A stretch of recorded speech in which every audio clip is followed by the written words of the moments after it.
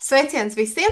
Esmu tādā mazliet priekšgaidu satraukumā, jo būs tāds interesants pasākums, uz ko mēs gatavojamies. Un viens no šiem viesiem konferencē Ūdensdienā 22. martā ir biznesa un motivācijas trenere Guna Indriksone. Un esmu viņu aicinājusi uz īsu sarunu, jo Guna piedāvā mums interesantu treniņu, kurš man pašai izraisīja pat tīri materiāli lasot ļoti daudzpusīgas gan pārdomas, gan enerģijas resursu pieplūdi, jo es saprotu, ka tajā ir milzīga jauda. Guna, pastāst īsumā par sevi, lai mēs saprastu, ko tu esi ielikuši šajā nelielajā treniņā un kāpēc es pat caur materiāliem to esmu sajutusi. Kāda ir tava pieredze? Labdien visiem! Jā, šis ir materiāls, par ko es dalīšos, par ko es stāstīšu, ko es jums došu. Tas ir manas pašas izveidots, tad, kad es mācījos coachingu un psiholoģiju. Man ļoti ilgu laiku vienmēr bija šis jautājums, kas es esmu, kas ir tas, kas man ir jādara. Un es kā tāds ļoti ētisks cilvēks. Es varbūt šo ētiskumu var nosaukt arī pat zināmā mērā lētcību, bet ja man, pieņemsim, saka, dari tā, būs tā, un tad es patiešām vairāk kā 15 gadus savas dzīves esmu bijusi ļoti paklausīga pieaugušiem cilvēkiem, kuri, protams, man vēlēja labu, neviens man neveda kaut kādos strupceļos, bet man nekad nebija šī iekšējā gandarījuma. Un tad, kad mācoties daudz dažādas šos psiholoģijas un coachinga metodes, es nonācu līdz šīm iekšējās pasaules vērtībām, un kad es sapratu, ka tas ir normāli, ka es esmu čama, ka tā ir mana šī nevis tad, kad es pieaugu, tad bija tāds baigais universālo karēju laiks, kad cilvēkiem bija jāspēj viss, viņiem bija jābūt super veiksmīgiem, super labā Pelnošiem, jā, ģimenē. pelnošiem visiem. Jā, visam bija jābūt ātram, un tu nedrīkstēji neko nokavēt. Protams, es skrēju, un ar šo jaunības jaudu un entuziasmu es ļoti daudz ko panācu. Bet tad pienāca zināms laiks, kad man reāli nebija spēka. Tas jau bija pēc tam. Jo protams, kad šo metodu es visvairāk testēju sevī. Es testēju viņu sevī, un tad es sapratu, ka viena no manām lielākajām vērtībām ir šis lēnīgums, būt lēnām. Jo es zinu, ka es esmu uzticīgs sev. Es neesmu uzticīgs kaut kādiem stereotipiem par to, kādai ir jābūt sievietei, kādai ir jābūt mātei, kādam ir jābūt biznesmenim, kādam ir jābūt pasniedzējam, kādam ir jābūt kaut kādam darbiniekam, kādam ir jābūt cilvēkam. Tas ir tāpēc, ka es vienkārši zinu, kas es esmu, un es zinu, pēc kādiem principiem darbojas mana šī iekšējā pasaule. Mēs viņu varam saukt par zemapziņu. Visi noteikti ir redzējuši šīs aizberga bildītes, kad apziņa tie ir apmēram tie kaut kādi 18–20%, un tad tas vispārējais tā ir zemapziņa, un tas ir tas, ko mēs nevaram kontrolēt.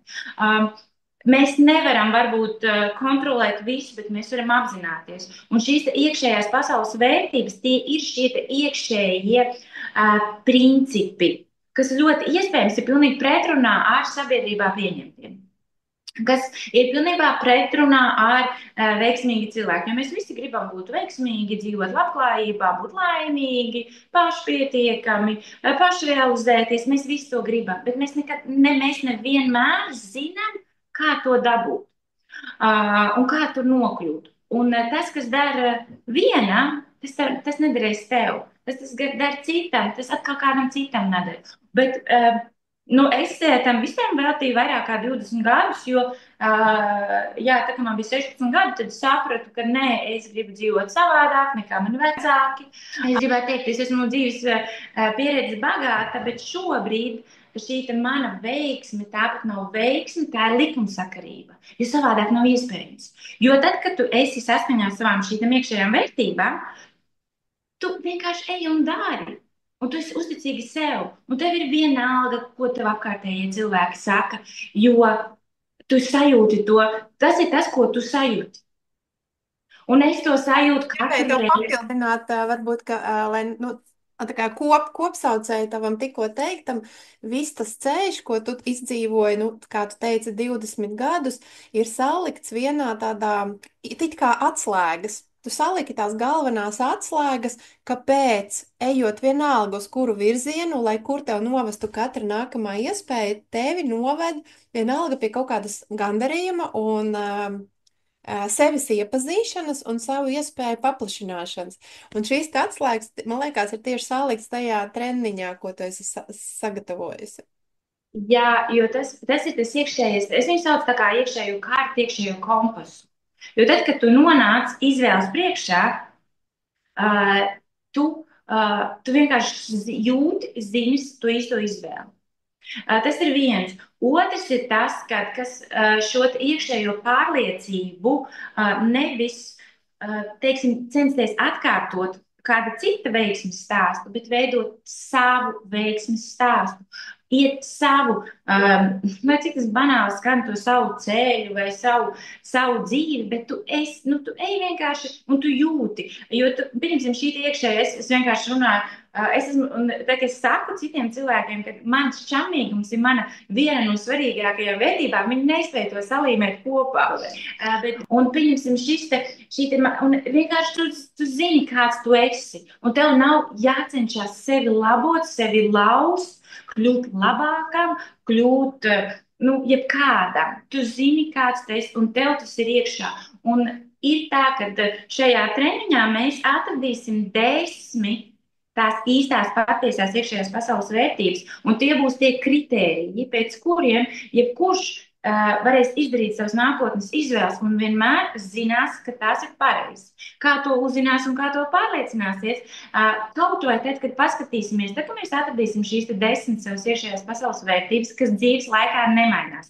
Mainās prioritātes, kāda kļūst svarīgāka, kāda kļūst mazāk svarīga. Bet tad, kad arī paskatīsies uz kaut kādiem sāpīgiem dzīves momentiem, nepatīkamiem dzīves momentiem, neveiksmēm, jūs vienmēr sapratīsiet, ka patiesībā šī neveiksme apmierināja tavu šo iekšējo vērtību. Jā, viņa bija pretrunā ar kaut kādiem stereotipiskiem veiksmes stāstiem, kritērijiem, nosacījumiem, bet viņa apmierināja tavu šo te vērtību. Jā, tu principā atbildēji uz to galveno jautājumu, ko es gribēju tev uzdot, bet tu jau pasteidzies mazliet uz priekšu, ar ko cilvēks aizies pēc šī treniņa. Bet tā kā tu jau viņu atbildēji, tad cilvēks būs piederīgs joprojām pats savai dzīvē ar savām vērtībām, un šie būs tie kompasi. Tieši tas, ko tu tagad jau arī pateici, jo, manuprāt, ir ļoti svarīgi saprast, ja es iegūdu laiku, tātad savu fokusu un darbojos ar sevi, ko es no tā iegūšu. Un, Jā, un man liekas, ka šie te galvenais uzdevums, ko nu, tu esi izveidojis kā galveno, manuprāt, atļauj palikt piederīgam savai dzīvei un iederīgam, nevis svešam atsvešināties un izmantot citu cilvēku uzspiestās vērtības, vai, kā tu teici, sabiedrība atšķirīgas, varbūt prasības pret mums, varbūt arī stereotipi. Un, manuprāt, arī mazliet mainās katrā paudzē, nu, teiksim, tādi trendi, brendi, jā, tāda virzieni, un kā tu pareizi teici, šie 10 atslēgas nekad nemainīsies, viņas paliks vienmēr ar tevi tajā saišķī, un tad tu varēsi vajadzīgo izvēlēties atbilstoši situācijai. Man liekas, ka galveno mēs pateicām, lai neatklātu vairāk šo te. jā. Paldies tev, Gun, es tev par tavu veltīto laiku. Visi tiekamies 22. martā konference Pasaules ūdens dienā otrajā daļā, kur mēs darbosimies arī ar praktiskām nodarbībām. Būs tātad biznesa un motivācijas treniņš. Un katrs aizies, protams, ar savām jau atslēgām rokā. Izdeles materiāli tātad paliks jums pašiem, vēl pārdomāt, salikt varbūt prioritātes, bet zinot, ka ja, tad cilvēks jau zina, ka es esmu gājis ļoti nopietnus treniņus, izgājis arī ļoti nopietnus arī 9 mēnešu skolu producentu, kuri prasības un salikt visu pa plauktiņiem, visu. Un ir ļoti jūtams tavā tieši sagatavotajā materiālā un treniņā, ka tu to esi patiesi izdzīvojusi, ka tu to dosi no savas pieredzes, no saviem pārdzīvojumiem, no saviem rezultātiem, arī iespējams kādiem kļūdas, ja, kuras tev mācīja un deva pieredzi vēl vairāk.